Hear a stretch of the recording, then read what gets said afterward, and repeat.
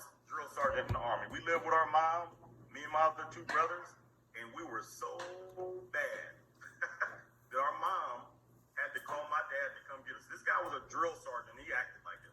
Okay? So he pulled up in his 280ZX and came and got us from beautiful Charleston, South Carolina, and we moved to Fort Knox, Kentucky. Just understand how much of a shell shock this is for a 5-year-old. That's how old I was. But we were so bad. You know how the malls used to have those places where you throw pennies in and quarters in and all that stuff? We used to jump in those things and put money in our pockets. Me and my brothers, we were that bad with my mom. She could not handle us at all. Bad. But our dad could handle us. This guy was a drill sergeant. Okay? Just a shell shock of a life. Me and my other two brothers, we slept on one bed in a double-wide trailer until my father got military housing. And just imagine being the youngest in that situation. That's why I guess the way I am right now. No fear. But at the end of the day, if I can do it, you can do it. I was all of a C student while one of my oldest brothers graduated from West Point and he went to Columbia University. Me, I could barely get into community college, so I joined the Marine Corps. Listen, a multi-billionaire told me one time, and his name goes by Warren Buffett, he said, hey man, I will take a C student before I take an A student any day of the week, especially if they have talent and can speak to people. Because guess what? It's all about learning. A degree does not separate you from anything. You're only 3 people removed from somebody that can make you a millionaire. 3 people removed from somebody who can help you become a millionaire. Listen, C student, I joined the Marine Corps, combat in Iraq and Afghanistan. Then I came back and I was like this, running laps around the decks of the Titanic. I found the car business, but I was working ain't to faint from dusk to dawn, robbing Peter to pay Paul until Peter and Paul started having conference calls. Listen, I know a lot of y'all agree with me on this one. When I would leave work, I would sit in my car before I walked in the house, and I prayed before I walked in the house that I wouldn't have an attitude with my wife at the time, and I'm divorced for a reason because of that. People get sick and tired of being sick and tired. Most divorces end because of lack of what? Finances. Not because you don't love each other, because you keep looking at each other, and when lights aren't paid, bills aren't paid, car notes aren't paid, and you're looking out the window looking for the repo man, listen, your wife or your husband ain't gonna be too happy with you. Even the dogs weren't greeting me when I came home. And I was working hard. You know, you could work so hard and then you could look in your bank account and you're like, whew, what am I doing? How many of you been on a vacation when you're on a vacation looking at your bank account on a vacation? Thinking about if you can spend this on your vacation. I have been there. I have been at the gas station and I put $5 in the gas tank praying that I could get home. Praying. And I was making more money than most people.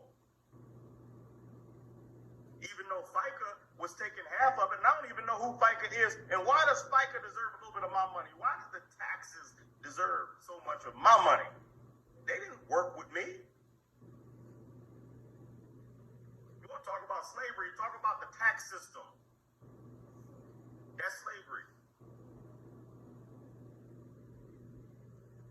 At the end of the day, when I found this industry, it gave me time freedom and money freedom.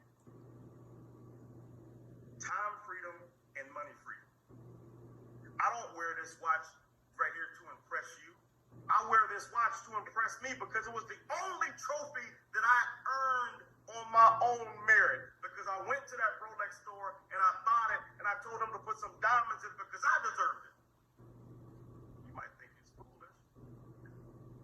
And some, you know, I did it when I was real young, and now today I think I'm like, this is their last grandchildren in Rolexes too, by the way. Now I understand if I can go buy a painting and that painting keeps growing and building equity after equity after equity. But all we're taught is when we get out of college, we're in debt. When we get out of college, we're in debt. When we get out of high school, we're in debt. When we get out of high school, when we get out of college, we go get a car to go to work. And the car that we're driving puts us in what? More debt. Because you got to have a car to drive to work. Most of y'all don't live in New York City, and half of y'all wouldn't want to. So think about this. You could be at recess when others are in a recession. And you can help the others that are in a recession. Listen, when people talk about recessions, when people talk about, I ignore them because it's something that I necessarily don't go through. You got to grow through everything. You got to help other people by showing them something that can help them get time freedom and money freedom. But at the end of the day, you have to get yourself and your family the freedom that you want. You got to create your own economy. You have to create your own economy. Chad and Jeree Caneller, I'm not going to say how much money they've made, and they have a team that's made money right along with them, but they told us that they can dream again. I mean, are you serious? I can dream again. And folks, I'm going to tell you something. Most dreams are left in the graveyard. Every graveyard you pass, there was a dream in each one of those plots. A dream of financial freedom, a dream of taking care of their grandkids, a dream of taking care of their kids. A dream. Don't leave your dreams in the graveyard. Don't talk about what I used to do back in the days. Listen, man, I thought I was going to be in the NFL. But I tell you what, when I found this industry, I drive the same cars as them. I have the same baby strollers and baby seats as them. I have the same houses as them without taking a beat.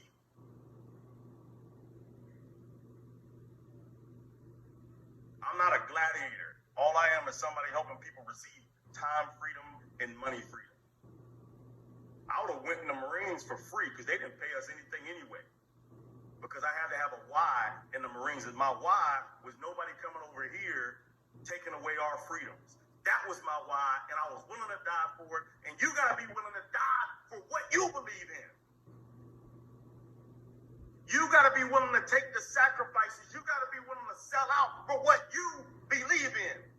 Do you believe in the dream? Do you believe in yourself? Are you dreaming again? Are you dreaming for your kids? Are you dreaming for your grandkids that you don't know? Are you dreaming for your grandchildren's grandchildren when you're long gone? What are you dreaming right now? What are you doing about it? All you have to do is take a sample and pass it to somebody, put them in a 4-step system like we just showed you. It's not going to be easy, but some people want a job for 20, 30 years, man, that they don't like. And so I'm going to leave you with this. Start dreaming again and start putting action into those dreams. I remember sitting in Afghanistan behind the Humvee, and I had some big dreams. Man, we used to talk about it all the time. When we get out, what we're going to do, how we're going to do it, everybody's going to love us. Everybody's going to be cheering for us. We're going to have crowds of people waiting for us when we get off the plane. And guess what? There were crickets because you know what? You can only create that for yourself. You came into this world by yourself and you're going to leave by yourself. But right in between, in that gap, legacy are you going to leave behind? Leave a legacy of unconditional love. Don't leave a legacy of bills. Don't leave a legacy of broken promises. Generational curses is what I call them, but we're breaking generational curses every single day with 5-minute pay. Across the globe, 100 plus countries across the globe, we can help people that we didn't think we could help before. We got it all right here. And with that being said, internalize this Purple Diamond Guide training.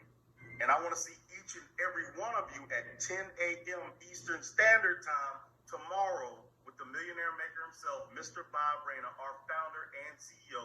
And listen, he's under the weather right now. That gentleman has a flu. He can barely even talk, but he's going to be there. And this guy's making more. I don't even want to talk about it. Because I get, man, when I see how much this guy works and he doesn't have to, it just makes me sick to my stomach. Like, dude, what do I need to do extra? Do I need to put on a cape? Yeah, I mean, it's how he sounds. Man, we gotta do that. I'm like, man, you need to get some rest, boss. What's going on here? Man, we got lives to save. That's powerful. You know what's more powerful? Is realizing your dreams. That's more powerful. And we can help with that. With that being said, thank you all so much. And we want to see each and every one of you at the top. And we're going to go all the way to the top, past Purple Diamond.